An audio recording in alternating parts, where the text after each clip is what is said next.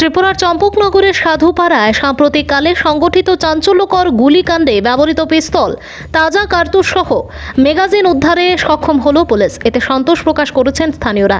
এই মর্মে চম্পকনগর আউটপোস্টের এসআই সঞ্জয় দেববর্মা জানান, পুরনো আর্থিক লেনদেনকে কেন্দ্র করে চম্পকনগরের সাধুপাড়ার চিরঞ্জিত দেবনাথের সাথে খুমলুঙ্গের রামকৃষ্ণ পাড়ার রবীন্দ্র দেববর্মার মতানৈক্য চলছিল। এতে বিগত 13 এপ্রিল রাত্রি প্রায় 11:30টায় তাদের মধ্যে বাক বিতণ্ডা হয়। এই সময় রবীন্দ্র দেববর্মা চিরঞ্জিতকে লক্ষ্য করে একাধিক রাউন্ড গুলি চালালে বরাত জেরে বেঁচে যান চিরঞ্জিত। পরদিন সকালে চিরঞ্জিত দেবনাথ এই মর্মে জিরানিয়া থানায় মামলা দায়ের করেন। এতে পুলিশ তদন্তে নেমে ঘটনাস্থল থেকে দুটি কার্তুজের খোল উদ্ধারে সমর্থ হয়। পরে এই কাণ্ডে জড়িত সন্দেহে সঞ্জীব দেববর্মা নামের এক যুবককে গ্রেপ্তার করে পুলিশ। শেষে ধৃতের জবানবন্দিতে 26 এপ্রিল এই গুলিকাণ্ডের মূল অভিযুক্ত রবীন্দ্র দেববর্মাকে জালে তুলতে সক্ষম হয় পুলিশ। এদিন তাকে আদালতে তোলে 3 দিনের পুলিশি রিমান্ডে আনা হয়। শনিবার রাতে পুলিশি জেরায় ভেঙে পড়ে ধৃত অভিযুক্ত সবকিছু খুলে বলে। তার কথা মতো পুলিশি তদন্তে রবিবার ধৃতের বাড়ির নির্মীয়মান দোকান ঘর থেকে গুলিকাণ্ডে ব্যবহৃত পিস্তল, 3 রাউন্ড তাজা কার্তুজ এবং 2টি খালি ম্যাগাজিন উদ্ধার হয়। উদ্ধার করা পিস্তলটি মেড ইন আমেরিকার KF 7.65 MN সিরিজের। বর্তমানে উক্ত কাণ্ডে অন্য কেউ জড়িত আছে কিনা তাও গভীরভাবে খতিয়ে দেখছে পুলিশ। ভানুচন্দ্রের রিপোর্ট।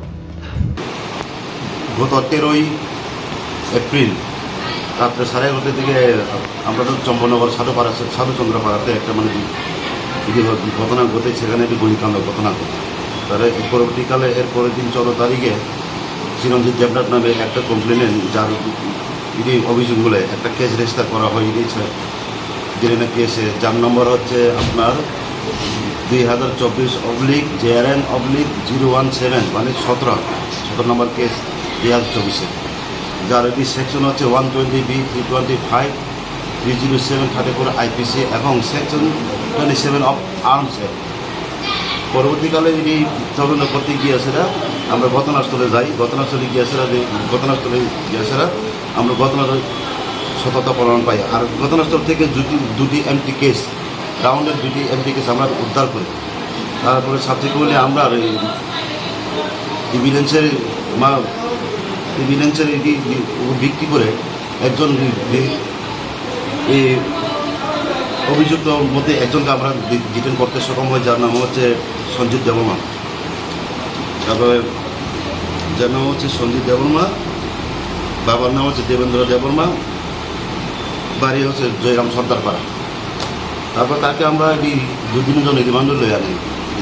রিমান্ডে আসার পর কিন্তু আমরা এটিতে ওয়েপেন অফ অফেন্স, যেটা ওই বন্দুকাণ্ডে যুক্ত যে ওয়েপেনগুলোকে আমরা রিকভার করতে পারিনি। পরবর্তীকালে মূল অভিযুক্ত রবীন্দ্র দেববর্মাকে, যার বাড়ি হচ্ছে আপনার এই রামকৃষ্ণ পাড়া খুমলুঙ্গ, রবীন্দ্র দেববর্মাকে আমরা গত পরশু 26 তারিখে আমরা অ্যারেস্ট করি এই কেসের তদন্ত করতে গিয়ে। তারপরে তাকে আমরা রিমান্ডে আনা হয় 3 দিনের জন্য। তারপরে গতকাল ইনভেস্টিগেশন করার পর তার কনফেশন বলে আমরা গতকালকে রাত্রেবেলা 4:30টার দিকে 4:40 দিকে আমরা রামকৃষ্ণ পাড়া যেখান থেকে এই লুকোনো ছিল সেখান থেকে আমরা একটি মেড ইন USA একটি আমরা এই পিস্তল, তারপরে 3টি রাউন্ড আর 2টি ম্যাগাজিন আমরা উদ্ধার করি।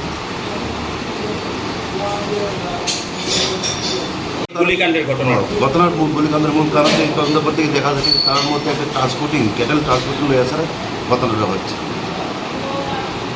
আর তার মধ্যে এই ট্রানজেকশনের টাকা পয়সার টাকা পয়সা লেনদেনের একটা ঝামেলা ছিল, এই ঝামেলার জন্যই এই ঘটনাটা হচ্ছে। এই গুলিকাণ্ডে কি কেউ আহত হয়েছে? না, কেউ আহত হয়নি। পিস্তলটা কোন জায়গা থেকে এক্স্যাক্টলি আপনারা রিকভারি করছেন? আমরা রামকৃষ্ণ পাড়া, যেখানে যে অভিযুক্ত রবীন্দ্র দেববর্মার তার নতুন দোকান কনস্ট্রাকশন ছিল, সেখান থেকে আমরা উদ্ধার করছি। ম্যাগাজিন 2টা কি ফুল লোডেড না? না, আনলোডেড ম্যাগাজিন, দোনোটাই ম্যাগাজিন আর 3টা রাউন্ড, 2টি ম্যাগাজিন আর পিস্তল। এটা এই প্লাস্টিকের একটা ক্যারি ব্যাগের মধ্যে মোড়ানো ছিল। এটা একটা রেস্ট্রাক ছিল, এই রেস্ট্রাকের নিচে এটি লুকানো ছিল।